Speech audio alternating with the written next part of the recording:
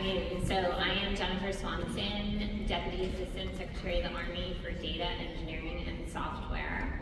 And I have the esteemed privilege of working very closely with General Collins on really everything that we do.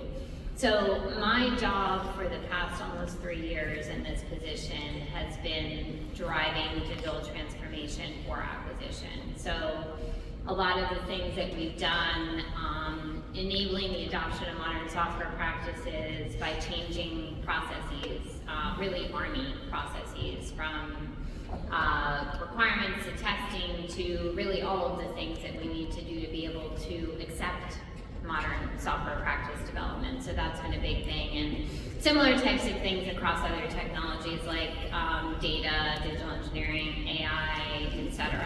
And so all of that really helps us to set the stage and the foundation for Agile acquisition. So that's pretty much been my role over the past couple of years. Over to you. Yes, ma'am. So Mike Kaloostin, I am the Director for Transport and Network Cybersecurity for the Next Generation Command and Control program. I'm headquartered in Austin, Texas at Army Futures Command headquarters. My teammate, Colonel Matt Skaggs, who's not here right now, but he's the product owner for the data integration and application layer of the project. We came together about 18 months ago.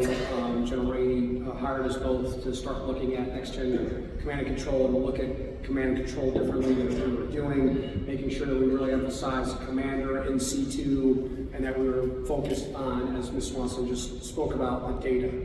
How do we ensure that we're getting the right data to our commanders in the field, understanding that the future fight is going to be extremely difficult, it's going to be extremely fast. How do we ensure that we're getting our commanders the right data so they can make the better decision, the faster decision, and more decisions than a pure adversary. So that's really what the crux of this is about. We developed a tech stack for next generation command and control, and like I mentioned, the foundational portion of that stack, the foundational layer, is really the data integration piece, right? And if you look at it, you're not seeing a picture of it, but we have an application layer, and then a data integration layer is where really all the magic is going to happen. And how do we integrate data from numerous government and commercial sources into something that's going to be coherent and usable by our force, and so that we can write applications off of it. And then we look at, all right, what's the compute infrastructure that we're going to need and the transport to ensure that we're going to be able to use this in a contested environment. So that's really what we've been led to do. We're transitioning, have been transitioning over this to General Pat Ellis and the team over at C2 CFT, and starting to work the requirements, and this is starting to, as we talk about Agile acquisition, moving hand in hand with our acquisition partners, and ensuring that we are able to move forward from experiment to prototype very quickly. Well, first, thanks to AUSA for hosting this panel, and thanks for the great partnership here with the colleagues on the panel. My name is Wyche Skiles. I lead our work at Palantir with the U.S. Army, and in that role, really had the privilege of bringing the capabilities and the software products that we developed at Palantir into the Army ecosystem, where our core focus is really looking at how we can serve the data integration needs and bring AI capabilities that enable integrated warfighting. Palantir is a commercial software company. We're unique in that we were originally venture-backed, focused on internal research and development, and building products and software capabilities that are focused on large enterprises to enable integrated activities that ultimately support enterprise decision-making. And so our longest standing partnership inside the federal government has been with the U.S. Army, which is really one of the most complex and sophisticated organizations that has really been forward-leaning on their investments in data integration and AI. And so really our emphasis and what my team has had really the privilege of working on is using those types of products that have matured in the commercial space, but have really been brought into their kind of own directly in the hands of warfighters, looking at ways that we can actually bridge everything from intelligence to operations to readiness force management, looking at this kind of full decision-making cycle that goes from the factory all the way down to the foxhole. So look forward to the panel. Thanks. Great, well, thanks. First of all, good afternoon.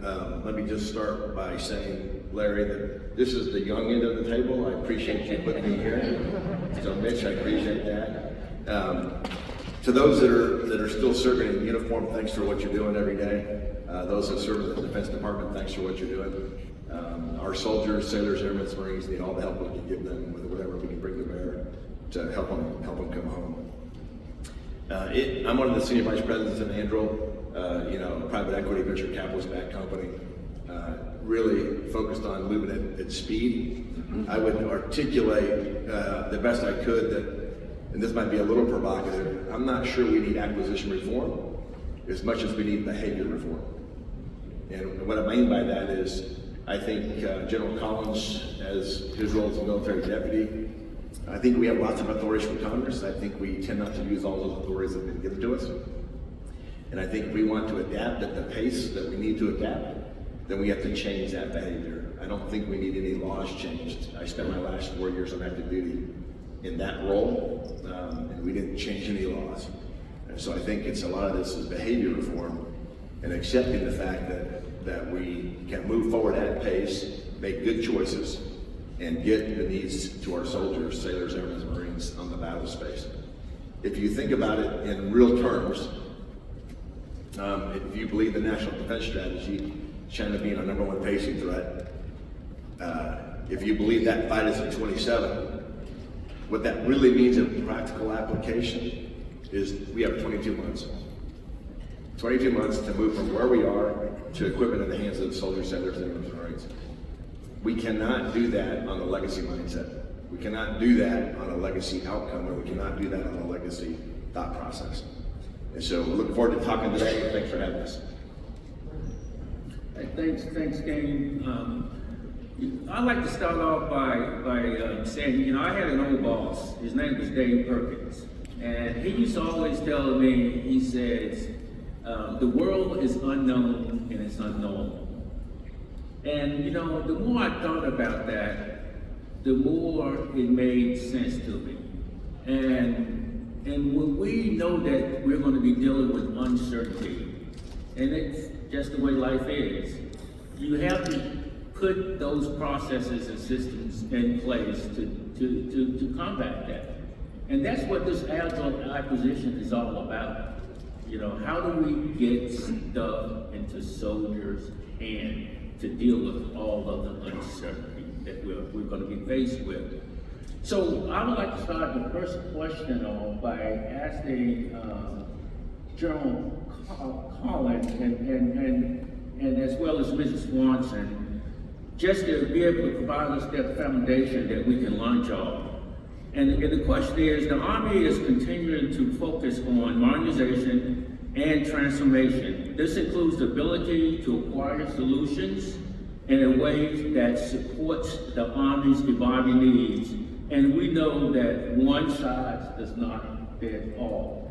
So my question to you, can you share some of those types of approaches that the Army is taking towards implementing the technology programs that you heard briefly talk about thus far?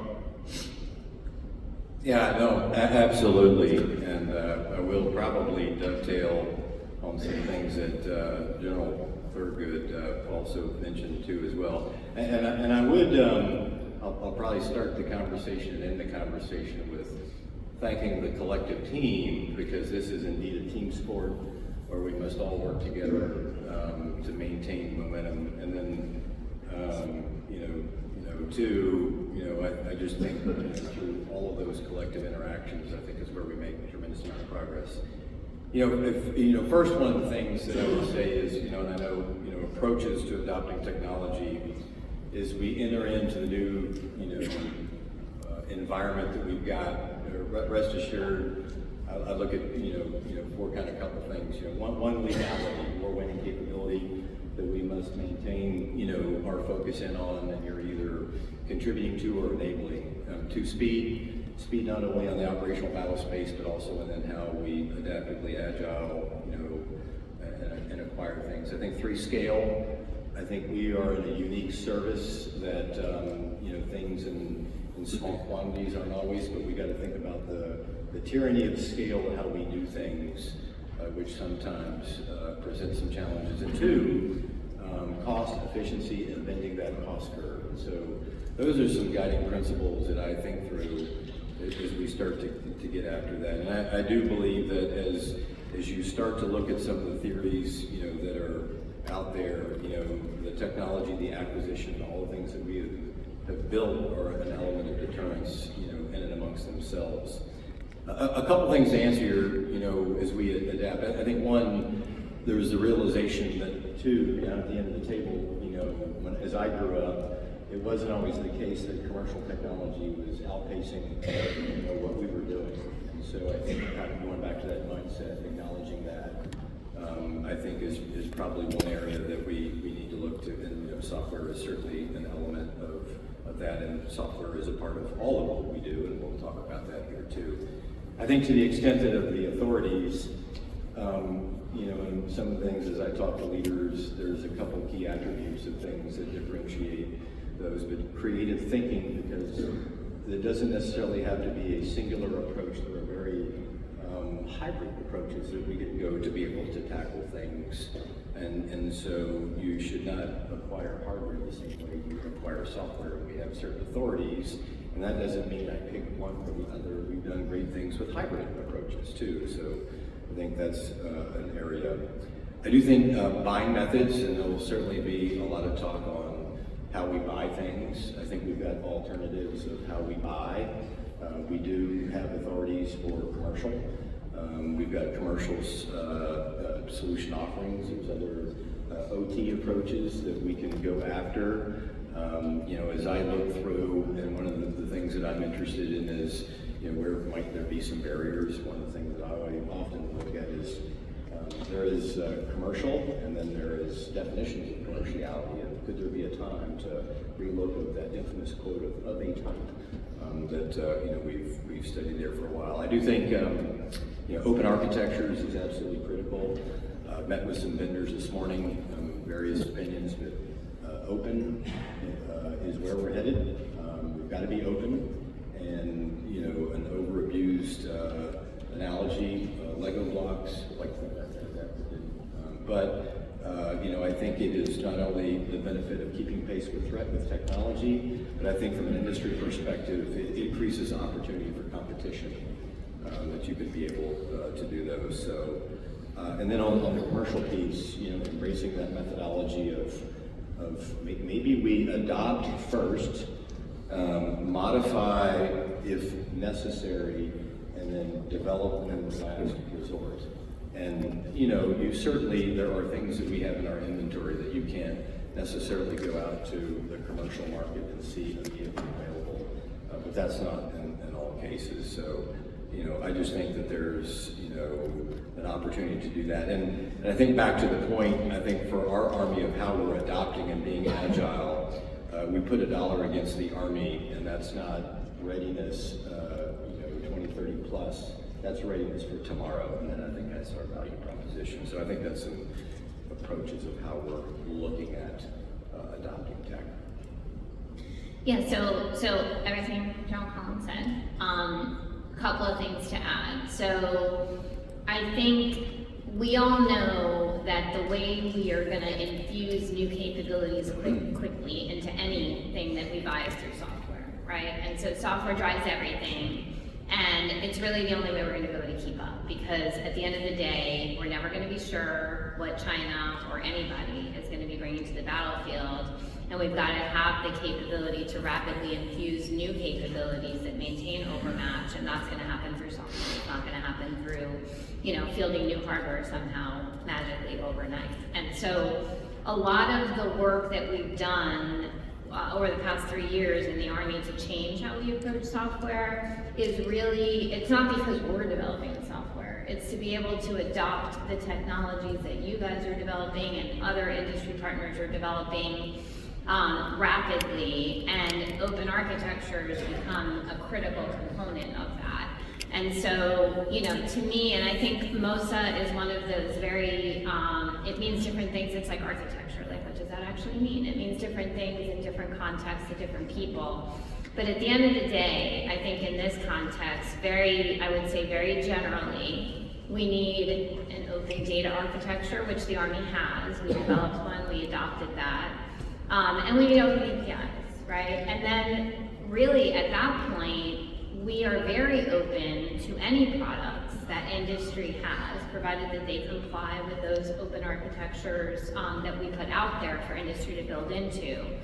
And if you heard the Under speech this morning about really being able to leverage commercial technology that mostly industry is paying R&D for, not the Army, I think that's how we get there, right? I think we have to be able to message out to industry, okay, these are the APIs, this is the data architecture, whatever the other components are that we need to include in there. And that's how we get that innovation to be able to really bring those products in and effectively plug and play. And so what we have today may not, probably won't be what we want 2 years from now, and certainly not 4 or 5 years from now. And so with the open architectures in place and the ability to reach out to industry and industry understanding what we are doing, I think that's how we really are able to achieve that vision that he laid out this morning.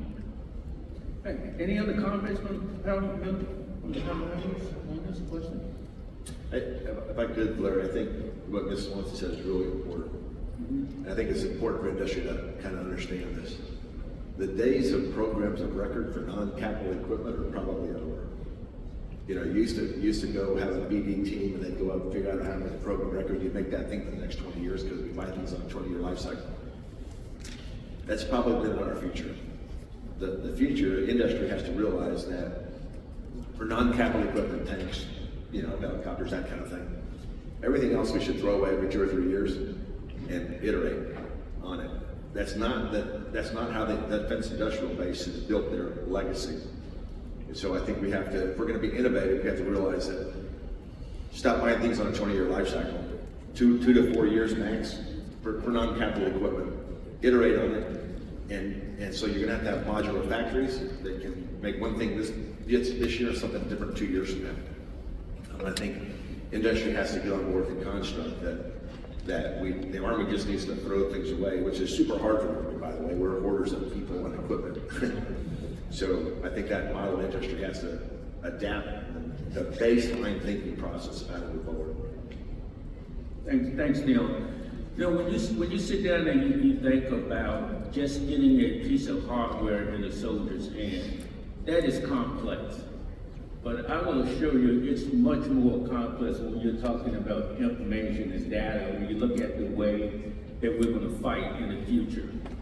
So I found this very next question to be a tough but fascinating question, and I'm gonna pass this one to Colonel Kaloostin, and I'm going to ask General Collins to comment on it, as well as interested if you could give me your input. And the question it goes like this: adapting an Agile approach across programs also make it essential for the Army to be flexible in the initial requirements phase. How is the Army enabling this, and how is it working? And then my question to industry: are the requirements clear enough from the Army for you to deliver the right capability to the soldier? That's tough, especially when we start talking about data and information.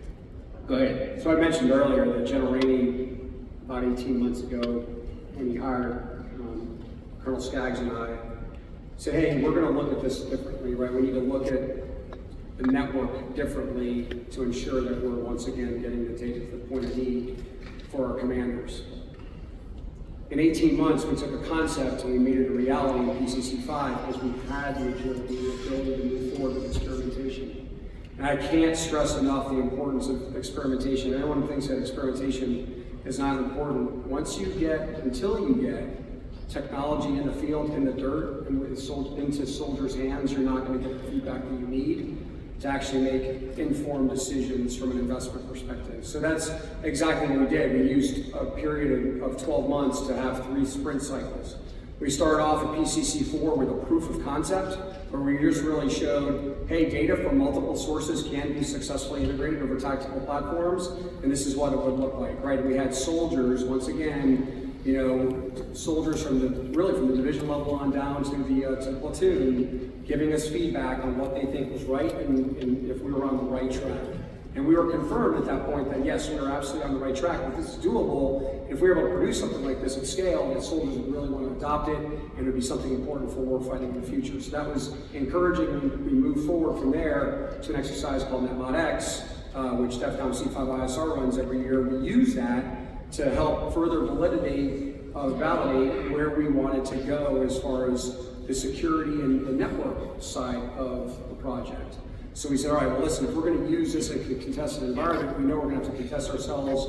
We know realistically in the future, we're going to fight against a very sophisticated enemy that's going to have the ability to contest us and take certain things away from us in the cyber domain. So we have to be prepared for that. And what I really want to know is how's the software going to perform when you actually put that type of rigor on the network, right? And so we did that. We took links out. We actually contested us in the spectrum with electronic warfare and electronic attack capabilities, and we got a better sense of what we were going to need in the future from a software standpoint and what we were going to need from a low latency transport standpoint.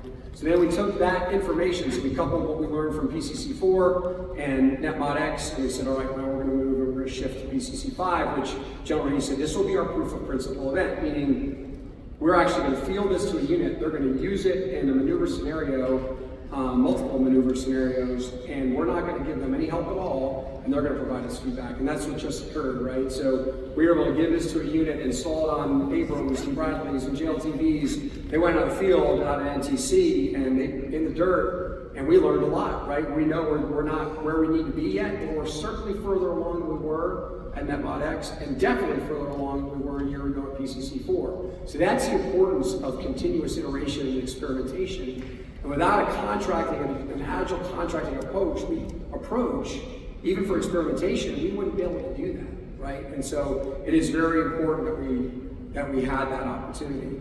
It's important also to start small, right? So a lot of times we just want to start big and just try to bring everything in all at one time, and you know the deal. 99% of the time, the weight of that just kind of crushes the initiative. And so we said, no, we need to start small. What are like the 6 kind of areas, data areas, warfighting functions that really we need to capitalize on to ensure that our commanders are going to be able to fight tonight. And so that's what we really focused our attention on, so starting small. Like I said, the importance of the warfighter feedback was huge. It's been every step of the way, but in particular, what we just learned at Project Convergence Capstone 5, we have pages and pages of notes that we haven't even sifted through yet from the warfighters saying, hey, you know what, this would be a lot, this is good. And we have much better situational awareness now than we do with our legacy systems. And this is truly providing a capability to our commanders that they have a better, they were slicing through the OPFOR at NTC. Slicing through them because, frankly, they had better C2, they had better situational awareness, they had ability to see more than what the OPFOR was able to do, and that's success, right? But that's the importance. They had to go back to their legacy kit on the last phase, and the OPFOR had a significant advantage. So it was quite telling just to understand, how much a C2 capability like this can change. It's going to really change warfighting. So I think that's all very important, and we have to be ready for all environments, right? So we have to be ready to be able to fight in any environment. So that's why in the dirt experimentation is also important. We need to be able to operate in the desert. We need to operate in the jungle. We have to be able to operate in cold environments, hot environments. You don't do that until you actually get there. So that iteration is important. Then I'll say, what General Rennie really wanted to do differently this time is he wanted to make sure that we were providing industry the opportunity to provide feedback. So we created a characteristics of need statement, and we did a couple iterations of that now, and you've probably seen it. If you haven't, it's all over sam.gov. And we produced that, and the Chief of Staff of the Army signed off on it. And it said, it initially started with, here's nine characteristics. Here's the 9 things that we need industry help with to ensure that we're getting after this. And we listed those 9 out, right? And we've increased it by a few. But we wanted to keep it small. The original document's at 2 pages. I think the new one, because of a graphic, is at 3.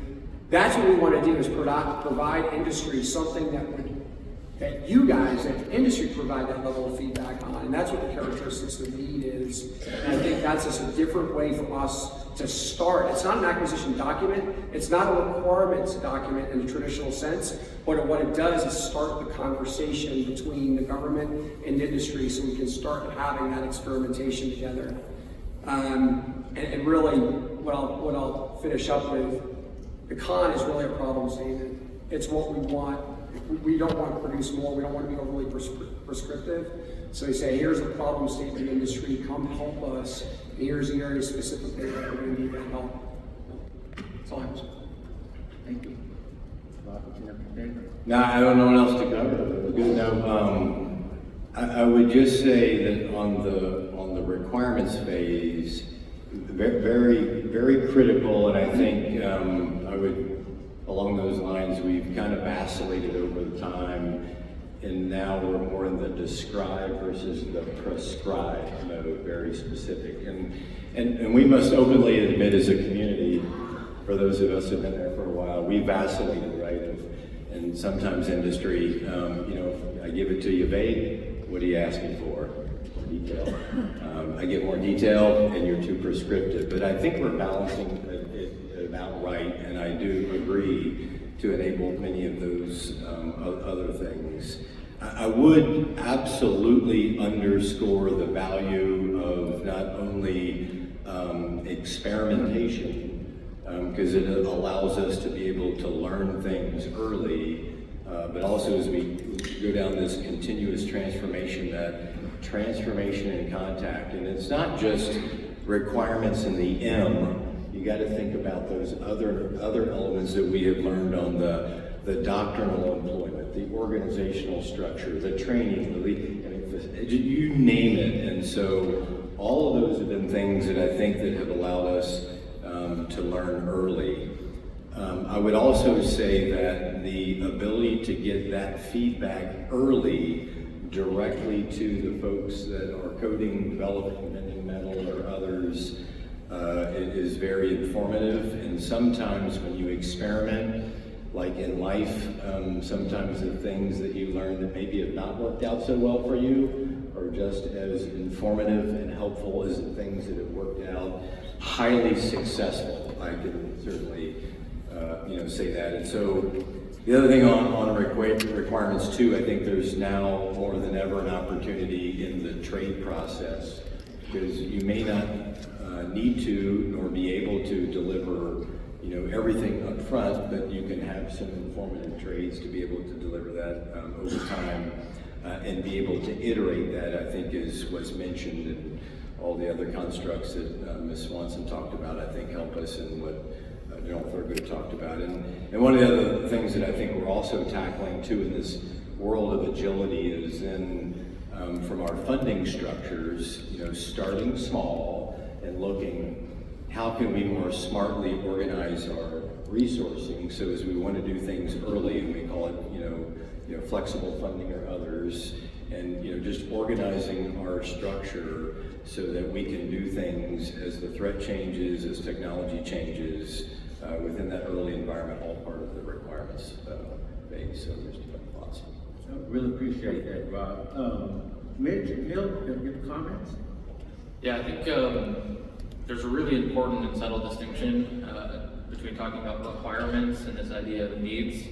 And so I would definitely second the point here that the more that the Army goes and prescribes complex, sophisticated requirements, it actually takes away industry's ability to propose novel approaches to actually meet specific needs or objectives that the department has.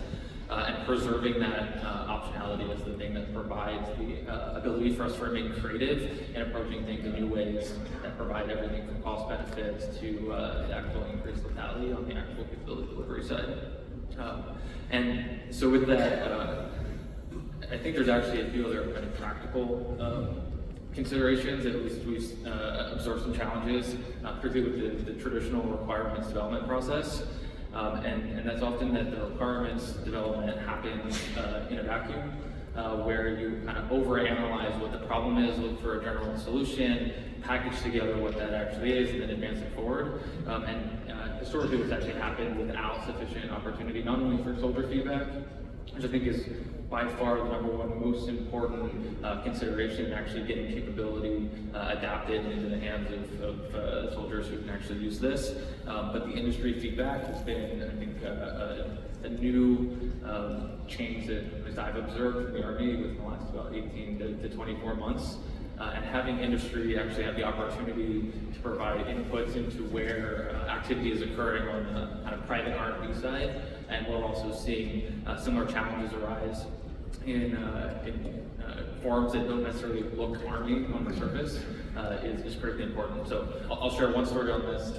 About I think probably 2.5, 3 years ago, we were bidding a program for the Army, and this was right around the same time the industry was coming out with its large language model, saying, hey, these are ready for prime time. We're seeing a lot of partners in our business on the commercial side actually move to automated business processes as a way to actually advance and maintain competitive in their own businesses. And the Army at the time had developed a very complex, sophisticated set of requirements on modernizing its own business systems and wanted to make that more efficient. And we actually advanced forward a proposal halfway through the bidding process to introduce this new technology that was coming to bear on the market, something that we've been investing in privately for some time. And due to the way in which the evaluation occurs on the acquisition side, that new technology or new approach wasn't able to be evaluated for merit in the context of satisfying those requirements due to the over-prescription of what the Army was looking for. And not to say that the Army was open to agile ways of introducing capabilities, but just the process itself ended up taking up all the airspace away from actually going and trying new types of ideas. And I've seen significant progress since then, but that's the type of thing that with industry feedback and engagement early, you get exposed to, but then also on the capability needs and looking for feedback prior to actual capability being competed and awarded can also allow for the ways in which capability is actually delivered can be adapted during the process of acquisition of delivery. The one thing that I would caution on here for the topic of the panel is the kind of movement to agile contracting has been extraordinarily beneficial in this context.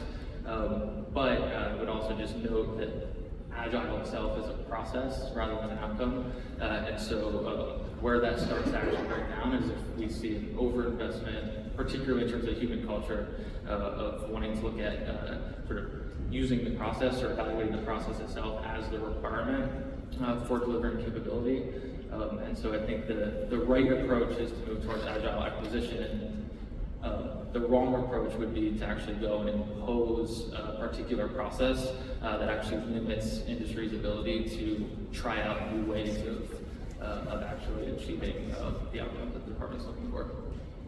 Thanks, man. Yeah. Maybe just a couple of thoughts. Maybe just some thoughts out there to get the juices flowing. So you asked the question, do we understand the requirement document? And I think the message I would take away from this panel is we do, and it doesn't have much flexibility. Here's the problem with that. If you're one of the great 06 PMs that are sitting here in the audience, they're trying to get through the process in the Pentagon, and they want to know how you're going to measure threshold of objectives. So when we stood up the Army Futures Command, at the same time I was standing up the RCCTO, we made up a document, literally General Murray and I and his staff, called the abbreviated CDD. And so that was just characteristics. We want to try something, we want to move fast, we want to be agile, but you can't do that with threshold and objectives. You can only do that with characteristics. So if you believe that programs of record are not the future for non-capital equipment, then how do I get a requirement document, and then when do I actually need a CDD? So maybe the answer is we don't even do CDDs until milestone C. Literally up to that point, we just use ACDDs and give industry a huge amount of flexibility and to change as we go, as technology adapts. And then it feeds this idea that I'm overly enthusiastic about, which is soldier-centered design. Bringing the soldiers in at the virtual reality stage of the mission. not later in the program, literally right up front.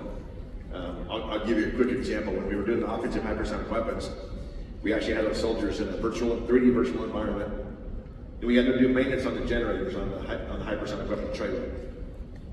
And we had all the PPE on, and it turned out that they actually couldn't, the engineers had optimized the trailer so well that the soldier, with all their PPE on, could not get to the panel to do the day-to-day maintenance on an environmental control unit. And so we didn't really know what to do, so we called NASCAR. We were really good at changing things really fast, and they gave us a great solution. And we changed that before we ever bent the first piece of metal. Imagine having learned that at OT, and the cost it would cause to change that at OT 3 or 4 years later. So this idea of soldier-centered design, I think, is really important. And then the last thought I'll just offer is, how many of our requirements are older than 2019? Which is when we changed our national defense strategy. So Rob, you said this earlier, and I thought it was a really great comment. We should, and General Rainey set it up in the little lunch thing we had prior to this. We should go back and look at every requirement document prior to 2019. And does it have flexibility to do autonomy? Can it be software driven? And the most likely outcome is they probably don't.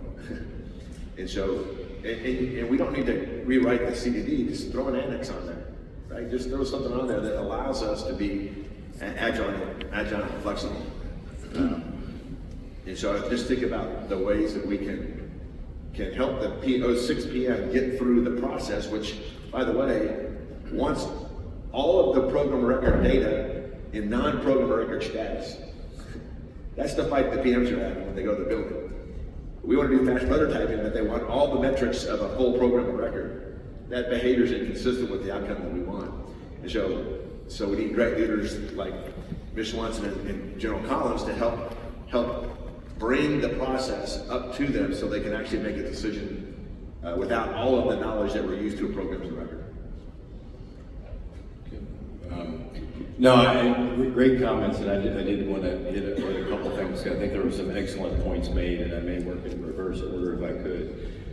One, you're very kind in the date that you mentioned on the requirement in the books of how old it may be, and so we collectively are working, and the AOC team, the GA team, the entire collective community is looking at those requirements that may no longer be needed, need modified or endorsed to continue. And so that is one. An area, and I know it was mentioned earlier by our under this morning too, if not, more winning, and one of the hardest things that we do is the big D word, and divesting. So we can make sure that we take a look at that. So I do think that's a very valid point.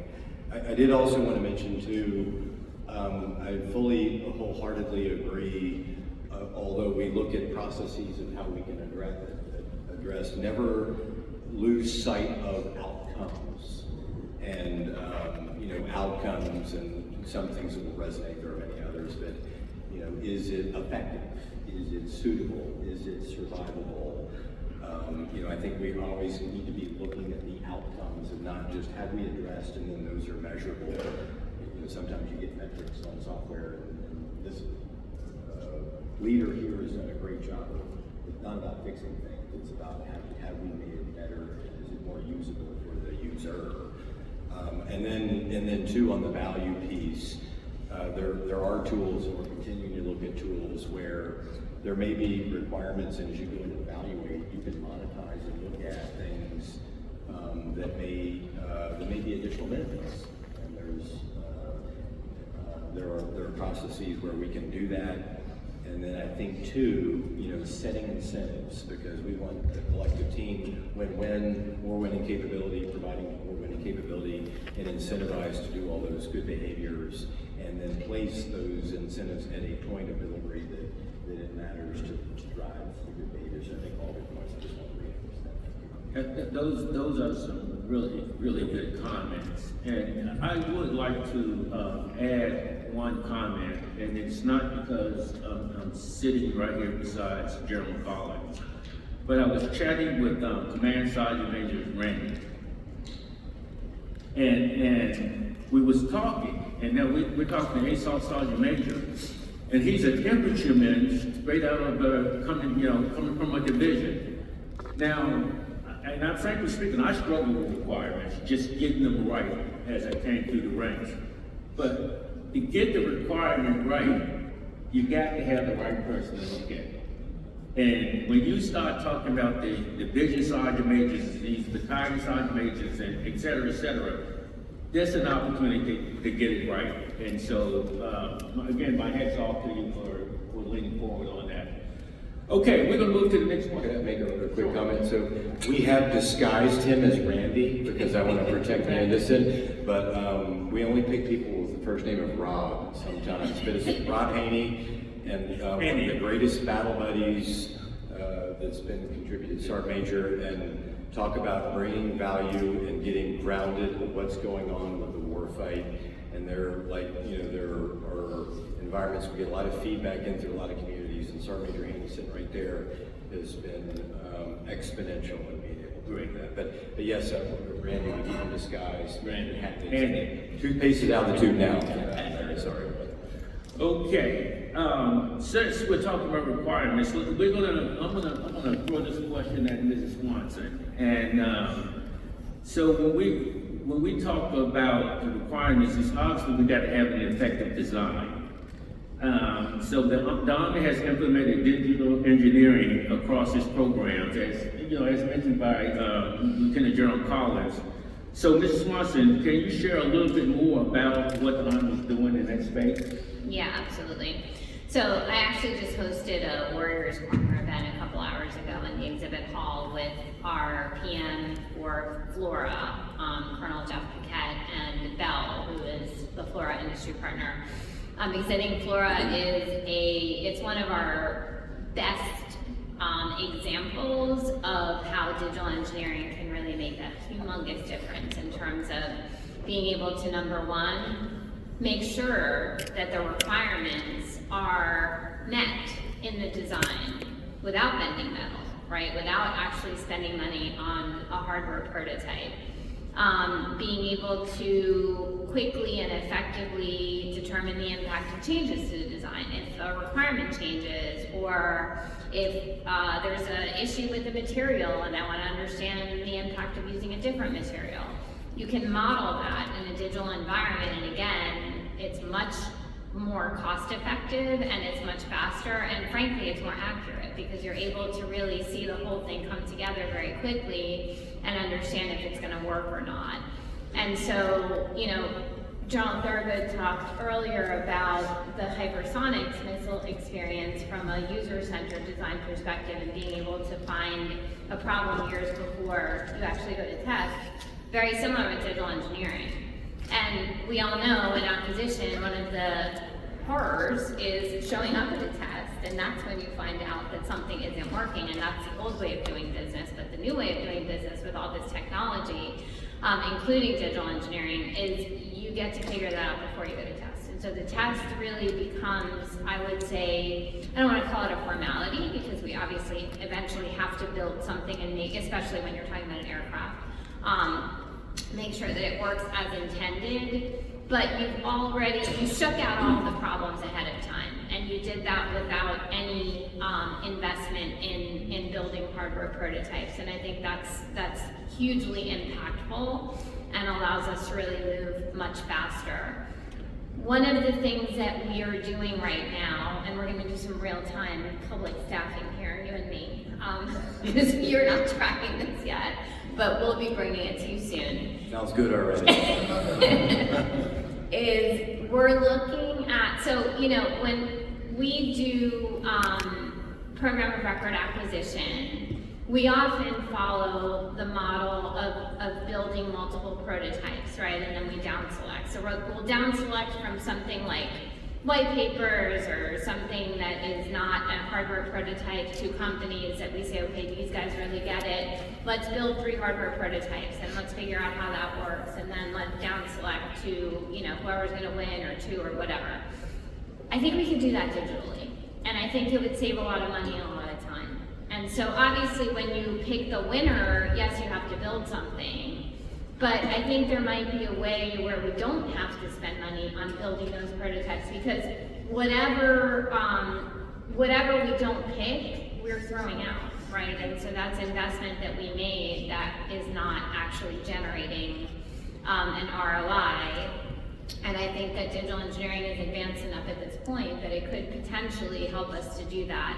Maybe not in all cases, but right now we're going through, building a framework and what would that look like. And it's something that I would love actually to get industry feedback on, in terms of, do you guys think that's crazy, or is that, something that makes sense? Because I think it would really allow us to just spend money on the things that we're actually going to build and field, instead of, just things that we know 2 or 3 of them we're not actually gonna ever buy. So, I don't know if you have thoughts, or, I don't mean to put you on the spot, because I know I just threw that out, so if you don't have thoughts, that's completely fine, but you guys can also follow up with me after, to, give me your thoughts if you have any. No, I mean, I think in general, that type of more continuous learning approach, prior to the kind of traditional 5 to 10 year custom development cycle, where you then have the, whether it's operational tests, user acceptance tests at the end of that period, makes a lot of sense. It both identifies problems early, it allows us to compress the learning cycle considerably and adapt to changes quickly, and then also switch between vendors and encourage competition. I would actually go maybe one step further to suggest that a lot of companies are also doing that type of digital testing organically, and so the extent to which the Army can actually go and look at what are the tests and capabilities and lessons learned that exist organically inside of the partners that you'd be evaluating might be a way to even further extend the efficiency savings or learning cycle than just looking at the Army building organic capabilities in its own right to then go and project out into industry. Yeah. We've had this conversation before, but I think the kind of interesting point to evaluate there is just the difference between what is the capacity of the larger companies that made those organic investments without compromising the opportunity for the Army to subsidize those types of tools to smaller businesses that actually allow them to accelerate into the market. And I think that's maybe would be an interesting follow-up. Yeah, no, I totally agree. That makes a lot of sense. And yeah, I mean, the concept would be not us building them, but really the industry partners that are selected for, say, the 3 or the 4 or whatever models. And if they already exist, even better, right? Because if it's already a product that you productize and you have that model developed, then that's less investment for you and faster for us. Exactly. Yeah. Yeah, I think it's interesting. I think we can be much better at using the digital environment to make decisions, and I think we should do that. I would also say that in that process, we should move away from kind of large spans of time to make a decision and use gates, right, with the industry partners. And gate 1 is this, and it has to be agreed to before the contract's signed, right? And it should be as binary as possible, yes or no. And so if you have a gated process, what industry wants to do is be successful. They also want to know if they're not going to be successful, they want to reduce their investment, Yeah. right? So having a gated process, not a milestone with these big gaps of time. If you started the digital environment, then use gates and criteria that are set. I think Mitch hit on something that has to be accounted for in that process. A lot of small innovative companies aren't going to have huge modeling and simulation capabilities. So there has to be a balance of that in the process. But I think anytime we can make decisions in a digital environment where we bend metal is a positive outcome. Yeah, no, thank you. I appreciate that feedback. And yeah, we have to think through how we enable those smaller companies to compete without putting them in a disadvantage because they don't have all those tools. I think that's a very valid point. Okay, thank you. I think John Collins had it. You do.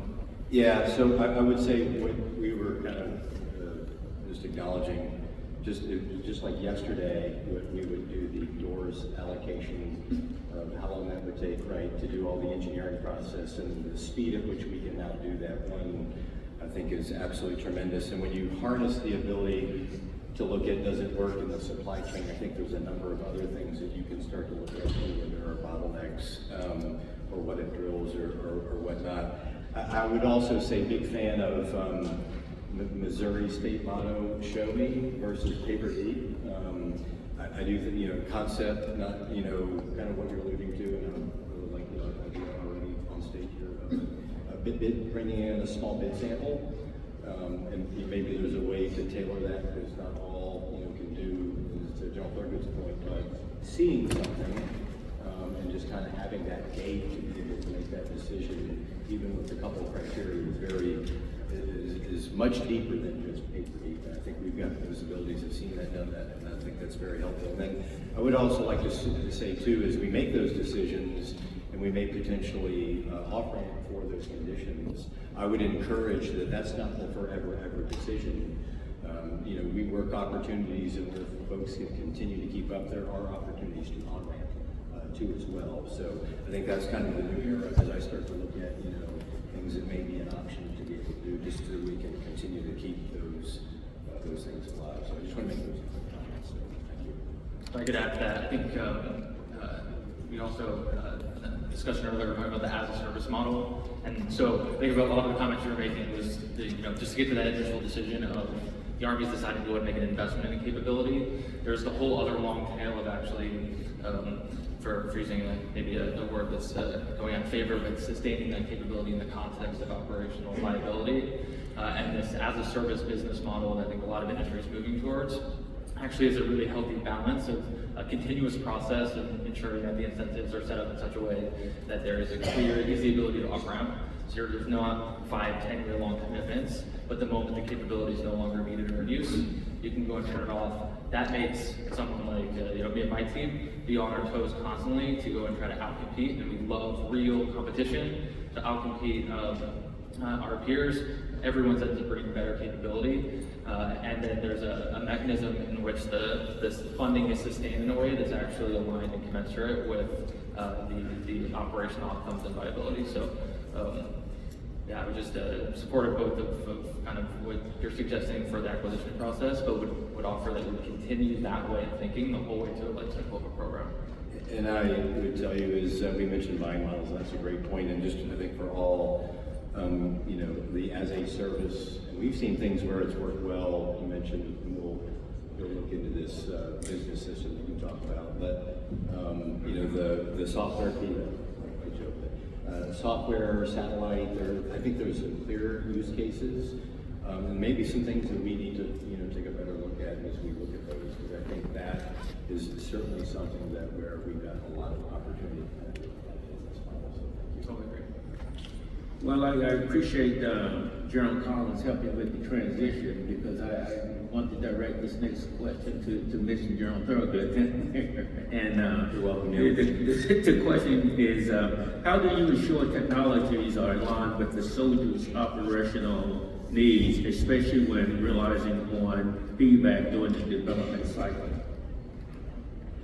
Yeah, so I think something's there's a really interesting moment that we're in right now, where I think if you go back to kind of the Cold War era, the government was really invested in kind of, you might think of as foundational or basic research in critical technologies.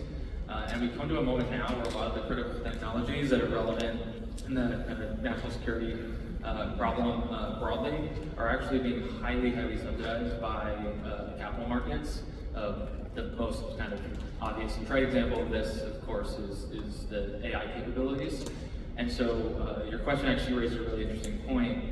If the federal government, and in this case the Army in particular, doesn't need to, or quite frankly is incapable of making the appropriate investments in those basic capabilities, basic technologies, not only I think is the question, how can we ensure that those capabilities are meeting the needs of the soldiers, but actually that the investments are focused in terms of adapting those kind of basic critical technologies in the context of it being relevant to the fight itself. I would say the primary lesson that we've learned, and really the way in which we've organized our entire business, is realizing that kind of last mile adaptation of technologies into making an operational difference is unfortunately, perhaps, certainly for folks like myself who want to be analytically minded, is an inductive process. So we have to be prepared to fail quickly, and fail in the context of where the operation is occurring itself. So I would just second Neil's comments that soldier-centric design is paramount in that, but then that also means we need to be precise and focused in terms of where we're actually going and doing that technology injection, and doing that in a context where you have sufficient leadership, and leadership that is incentivized, or at least encouraged and willing to fail, learn, adapt, and continue on. And I think that's the only way to actually achieve the change that we're looking for. If we sit back and try to deductively analyze what we think the soldier needs based on, protracted assessment, we probably won't get to the right answer, and we certainly won't get to an answer soon enough that actually gives us the maneuver space to go and actually make changes to that kind of last mile adaptation of capability. Neil? Now, I think that's a great question, Larry. I would just offer, as we think about requirements and the changing of requirements, I think we need a fundamental shift in our mindset. And I'll try to link a couple of things as to why I believe that's true. Technology is changing at a faster rate than we've ever seen. We're in the time of history when the cost of the defense is more than the cost of the offense. If you believe technology is going to change rapidly, then we're not going to have big programs of record for non-capital equipment. So if you combine those two or three fundamental premises, then you're going to get to a point very quickly that says we need to iterate with a group of users and material professionals in industry in a single cell quickly. Rob, you said it earlier. Every program must have a set of, even if it's a 2-year program, a set of on-ramps and off-ramps. And generally, we don't think that way when we write our requirement document, when we write our acquisition strategy. I'll give you an example. I just recently went through this, but I use a historical example, so it's not quite so emotional for some. When we did the directed energy programs for the Army, we had a very detailed gate process. 7 gates, it was a go, no go to all the gates. And one of the industry partners came to me and said, and oh, by the way, when we were doing that, we cost shared. I think a common characteristic of the future with industry that's going to move at pace is cost share everything. So we had the 7 gates that we went through, and we picked 2 teams in the down select process, and then one of the partners that was not selected came to me and said, we will pay our own way to get to gate 7, which was the final decision point. If that's true, can we come back into the competition? And I said, absolutely. Think about the power of that on-ramp or off-ramp. So not only is the government going to get cost share out of the 2 partners that were selected, but the pressure of competition, which industry loves, by the way, will continue at the cost of a venture capitalist company in this particular case. So that when we got to gate 7, we actually had more choices. We should learn a lesson, in my opinion, from that outcome. These on-ramps and off-ramps, Rob, that you're talking about, have to be at every decision point. It can't be occasionally. It has to be at every decision point. And if you want to bring the private equity non-traditionals into the fight faster and keep them in the fight, then give them the opportunity. And if they believe in the thing that they're executing, they'll fund that to that decision point. And the government has more competition and better likelihood of outcome. And I think industry is willing to take that risk. My sense of industry is they're willing to take that risk if they believe that there actually is a viable choice to be made. Now, the moment in time that there's the hint that it's not a viable choice, then industry will hit the cargo release button and off they go. So I think having the ability to on-ramp and off-ramp at the speed of technology is really, really important in this conversation. Thanks, Neil. I think that the audience will find this next question very, very interesting. The Army seems to be on the forefront of adopting and adapting to emerging technologies like AI/ML.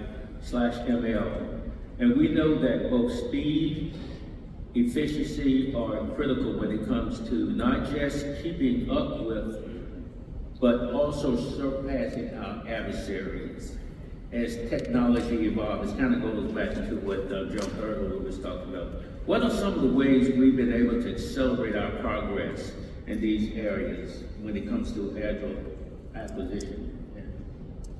So I'm going to direct this question, but start with John Collins. Oh, great, yeah. Well, no, I mean, I know we've talked a lot about, both lethality and speed, and as you think about the things, we are certainly, each and every day, every one of us is being asked to do more.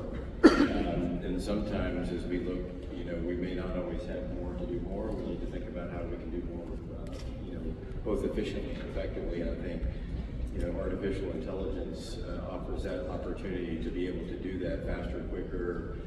In fact, we even spent a lot of time, looking at things, how AI can help, me as a leader be able to see and visualize, describe, act as it used to go, to be able to do that. I know we've talked about a number of activities from the software aspect, the ability to iterate here too. Probably one of the things that we didn't talk about, as we go through and we test too, because we do want to make sure that as we get into this environment, there's policy, there's other implications we need to test.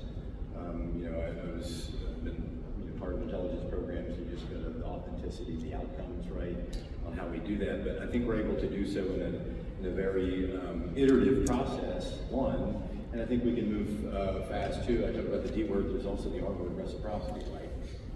And so if something has been used in a particular case, and we're going to use it in a similar particular case, then maybe we ought to allow with this, limited set of checks and balances to do some reciprocity. That's probably thing one. I would just say thing two, as we look at this, I think spending more time on trying to identify the problem that you're trying to solve, as we've, as you taught me, and then once we got to that, and a use case, then I think those are two particular areas that we certainly talked about as we looked at the design in AI, as we look about layered protection, a lot of opportunities in that use case. As we talk about next gen command and control, I think those are some use cases that I think that have opportunity, but I do think those are some areas that would help accelerate the adoption beyond that.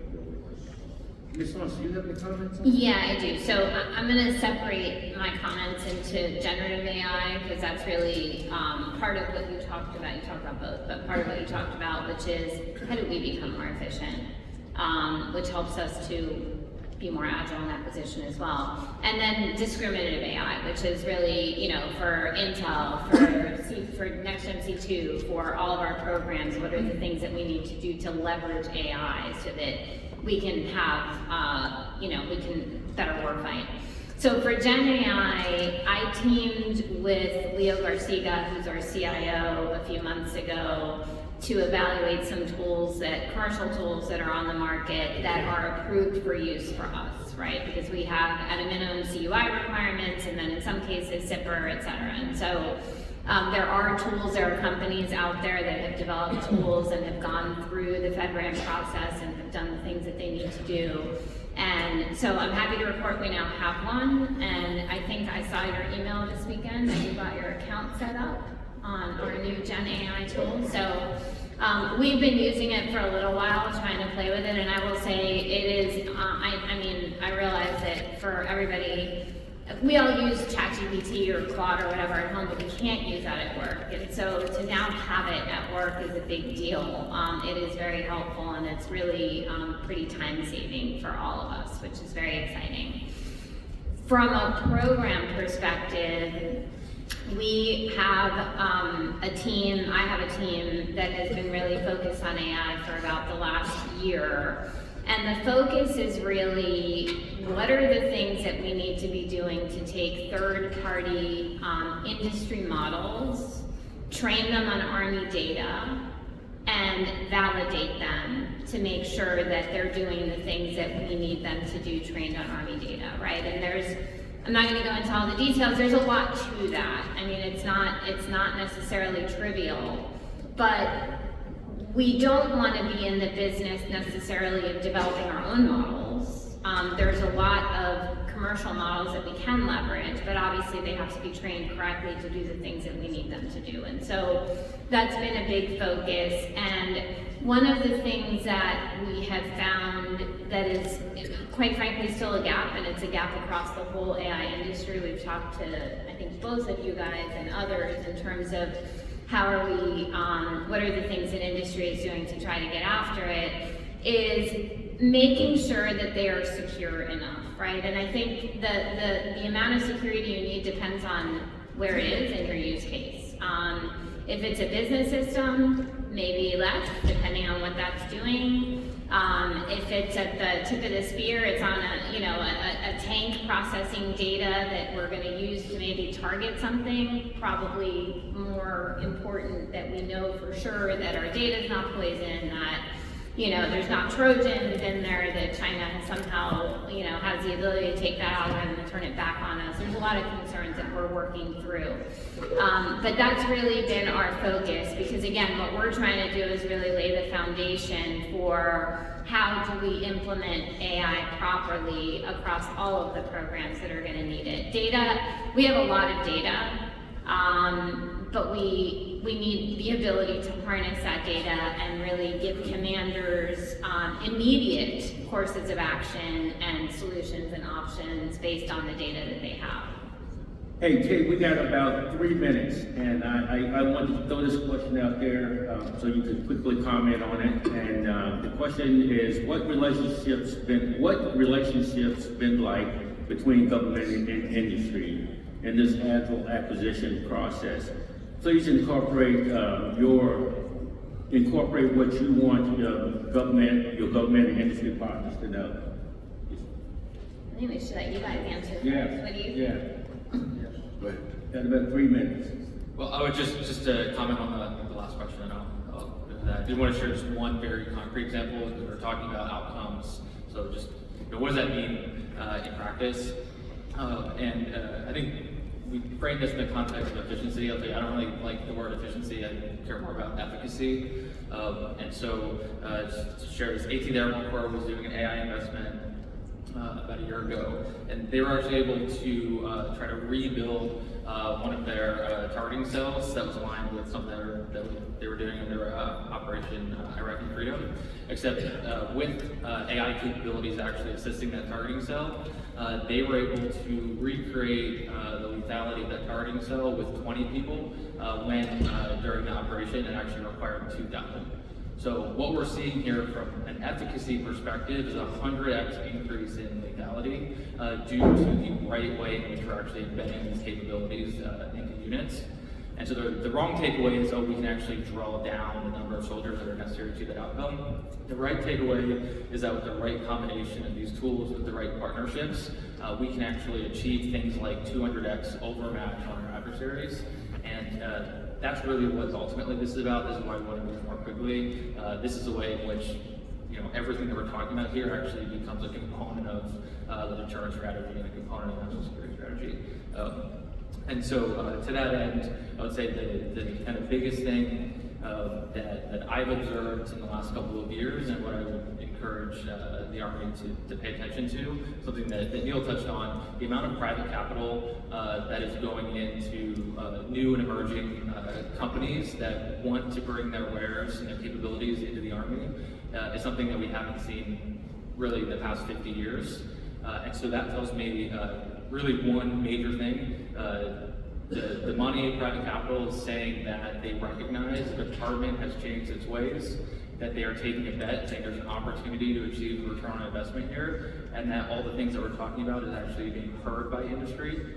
And so the question now is whether or not the Army's ready to actually meet the moment, create those markets and show the industry that, you know, this topic is serious. And the consequence of that is, even in a constrained fiscal environment where we're trying to figure out things like fiscal ability, we're going to have access to hundreds of billions of dollars of private capital that actually want to come in and solve these problems, which I just think is one of the most powerful tools that exist in the industry right now.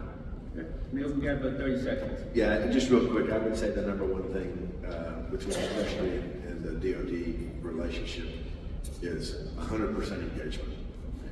100% engagement. I'm looking at General Cheney, and we were together in a previous life. When I would get a new officer into the command, I would say your first 90 days is with your industry partner. Don't come here, go there. There is only advantage to being 100% transparent, because almost everything that the material world does is foilable to begin with. It's going to be public record of the dollars that are spent, and they're going to be open source decisions. So let's don't act like that's not true. Let's act like the truth is in front of us, and let's use that truth to help us accelerate. When we I'll just close with this example. We used hypersonic weapons. We formed. There were 6 companies that we needed to have contracts to produce the weapon system. And so when we made the contract awards, I called the CEOs in. I said, okay, here's what's going to happen. We're going to have one integrated master schedule, one integrated financials across 6 companies. And they're like, we've never done that before. We're not sure we want to be that transparent with our competitors. And I'm like, it's not a choice. This is what's going to happen if you want to be on this program. For 6 months, it was totally painful, extremely painful. Month 7, it was very, very good. And so I think that transparency, I think we have to embrace it on the industry side. We have to embrace it on the government side, and that means trust. Right? It means waking up every day going, look, I think somebody wants to do something good today. Let's do that something good together. And if we can do that, then we'll accelerate the behavior of accelerating technology. It's a great way to end it. Let's hear it for this panel.